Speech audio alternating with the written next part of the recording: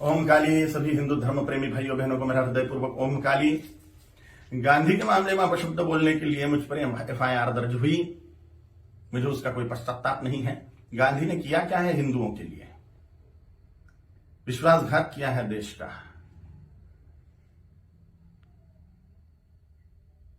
14 vote प्रधानमंत्री पद के लिए सरदार वल्लभ भाई पटेल जी को थे और 1 वोट भी नेहरू को नहीं था, तो भी नेहरू को प्रधानमंत्री क्यों बनाया?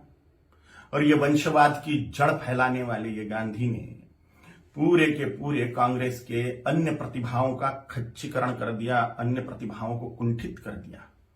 एक वंश गांधी नेहरू वंश का ही बोलबाला करने लग गए।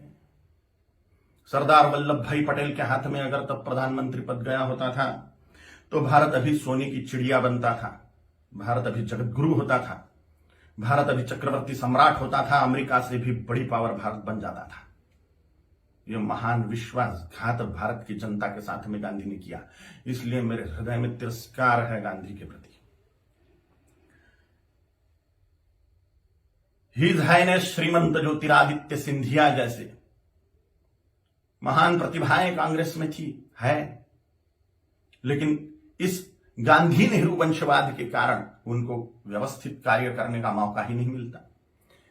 इस वंशवाद के जनक गांधी हैं, इसलिए गांधी नेहरू खानदान के वंशवाद के जनक हैं, राष्ट्र के जनक नहीं, इसलिए राष्ट्रपिता नहीं है। मैं नहीं मानता, कोई माने उनकी इच्छा। दे दी हमें आजादी, बिना खड़क बिना ढाल, साबरमती के संत तूने कर दिया कमाल। ये गाना लिखने वाले को 100 जूते मारने चाहिए। भगत सिंह, सुखदेव, राजगुरु, चंद्रशेखर आजाद, सुभाष चंद्र बोस, इन लोगों ने जो त्याग बलिदान किए, फांसी पर लटक गए ये लोग, इन्होंने कुछ नहीं किया देश की आजादी के लिए, ऐसा इनका बोलना है ये गाना रचने वाले का। इतने सारे महान क्रांतिकारी, स्वतंत्रता सेनानी जिनको फांसी दी गई, उसमें 80% सिख लोग हैं, 20% अन्य क्रांतिकारी हैं। इन क्रांतिकारियों ने जो अपना त्याग बलिदान किया वह व्यर्थ मान लिया ये गाना रचने वाले ने, सारा का सारा श्रेय गांधी को दे दिया। एक लाठी खाई गांधी ने कभी? ये फांसी के फंदे पर झूल गए ये नौजवान, लेकिन इनको कोई श्रेय नहीं।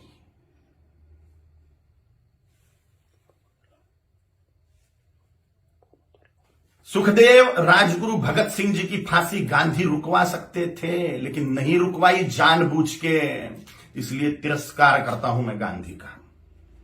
इनका एक बहुत बड़ा हथियार था अनशन करना, और गांधी ने उसका उपयोग भारतीय जनता के खिलाफ ही किया, हिंदुओं के खिलाफ ही किया। बोला था कि बंटवारा मेरी लाश पे होगा, मजहब के नाम पर जो बंटवारा हुआ पाकिस्तान बांग्लादेश का, वो मेरी लाश पे होगा, ऐसा गांधी बोलते थे। लेकिन जब बंटवारा हुआ तब गांधी जिंदा थे, और बंटवारे के समय जो दंगे हुए, लाखों करोड़ों हिंदुओं को, सिखों को काट डाला गया उसमें, और लाखों करोड़ों हिंदुओं को मार के उनकी लाशें भेजी गई। लाखों हिंदुओं को, 27 लाख हिंदुओं को मार डाला गया एक ही दिन में, डायरेक्ट एक्शन डे के दिन, जिन्ना के द्वारा। और पाकिस्तान में से जो ट्रेनें आ रही थी वो लाशों से ही भरी हुई थी, महिलाओं के और पुरुषों के, बोरे के बोरे भर के महिलाओं के स्तन काट कर भेज रहे थे वहां के लोग। सामूहिक बलात्कार करी हुई महिलाएं, उनकी लाशें, उनके स्तन बोरों में भर के। और यहां गांधी अनशन कर रहे थे कि 55 करोड़ रुपए दो पाकिस्तान को। जब सिख लोगों ने दंगे से पीड़ित होकर कड़कड़ाती ठंड में मस्जिदों का आश्रय लिया, तो उसके लिए अनशन पे बैठ गए गांधी कि इनको मस्जिदों से बाहर निकालो, मुसलमानों को मस्जिदें सौंप दो। नफरत करता हूं मैं गांधी से, इसलिए भी पाकिस्तान बांग्लादेश को जोड़ने वाला कॉरिडोर मांग लिया मुसलमानों ने कि भारत को और खाया जाए। गजवाए हिंद के तहत भारत को मुसलमान बना दिया जाए, तो पाकिस्तान और बांग्लादेश को जोड़ने वाला कॉरिडोर, हजारों वर्ग किलोमीटर का कॉरिडोर, इसके लिए गांधी अनशन पे बैठने वाले थे। के शासन को वो दे देना पड़ता था और भारत फिर से बढ़ जाता था। स्वातंत्र वीर सावरकर जी ने गांधी के सामने जातीयवाद तोड़ने की बात कही कि वर्णवाद, ब्राह्मण क्षत्रिय वैश्य शूद्र, यह वर्णवाद और हजारों जातियों में बटा हुआ जातीयवाद, इसको तोड़ दो और हिंदुत्व की धर्म ध्वजा के नीचे सारे हिंदुओं को एक कर दो। तो गांधी ने इसके लिए ये बात नहीं मानी। ये मांग पूरी करने के लिए अनशन पे नहीं बैठे। उन्होंने कहा जैसा है वैसा रहने दो। डॉक्टर बाबा साहेब आंबेडकर जी ने बोला था कि संस्कृत को राष्ट्रभाषा करो, देश की भाषा संस्कृत होनी चाहिए। तो डॉक्टर बाबा साहेब आंबेडकर की बात को संसद में मनवाने के लिए अनशन पे नहीं बैठे। ये स्वतंत्र वीर सावरकर जी का अवमान मानता हूं मैं, ये डॉक्टर बाबा साहेब आंबेडकर जी का अवमान मानता हूं मैं। ऐसी ढेर बातें हैं, ढेर बातें। कोई राष्ट्रपिता नहीं हो सकता। करोड़ों सालों से राष्ट्र है, उसका काय का पिता 200 साल पहले आया हुआ व्यक्ति कैसे पिता बनेगा? अगर पिता बनाना ही है, राष्ट्र का अनिवार्य है, तो छत्रपति शिवाजी महाराज को बनाना चाहिए, गुरु गोविंद सिंह जी महाराज को बनाना चाहिए, राणा प्रताप जी महाराज को बनाना चाहिए, आचार्य चाणक्य जी को बनाना चाहिए।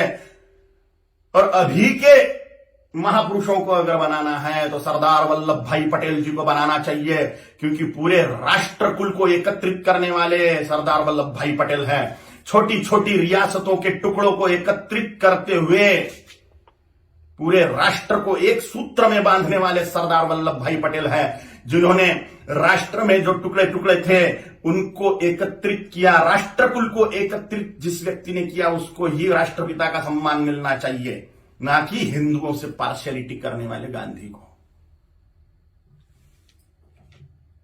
अगर वो कॉरिडोर मिल जाता था पाकिस्तान बांग्लादेश को, तो हिंदुस्तान कब का मुसलमान बन चुका होता था। धन्यवाद है, कोटि कोटि धन्यवाद है महात्मा नाथुराम गोडसे जी को, उनके चरणों में साष्टांग नमस्कार है मेरा कि उन्होंने अपना बलिदान देके हिंदुस्तान को मुसलमान बनने से बचा लिया। गजवाए हिंद फेल कर दिया महात्मा नाथुराम गोडसे जी ने। कोटि कोटि धन्यवाद है उनको। महात्मा गांधी नहीं, महात्मा नाथुराम जी गोडसे हैं। और अगर सच बोलने की सजा मृत्यु है तो स्वीकार है। छत्रपति शिवाजी महाराज जी ने, छत्रपति संभाजी महाराज जी ने, गुरु गोविंद सिंह जी महाराज जी ने, राणा प्रताप जी महाराज जी ने अपने पूरे कुल का बलिदान कर दिया हिंदुत्व बचाने के लिए। तो मेरे जैसे तुच्छ जंतुओं का जी के फायदा भी क्या है? अगर धर्म के लिए हम बलिदान नहीं हो सकते तो मर जाए मेरे जैसे करोड़ों कालीचरण, हिंदुत्व को बचाने के लिए, धर्म को बचाने के लिए, सनातन हिंदू धर्म की रक्षा के लिए तैयार है हम मृत्यु दंड को पाने के लिए। ओम काली।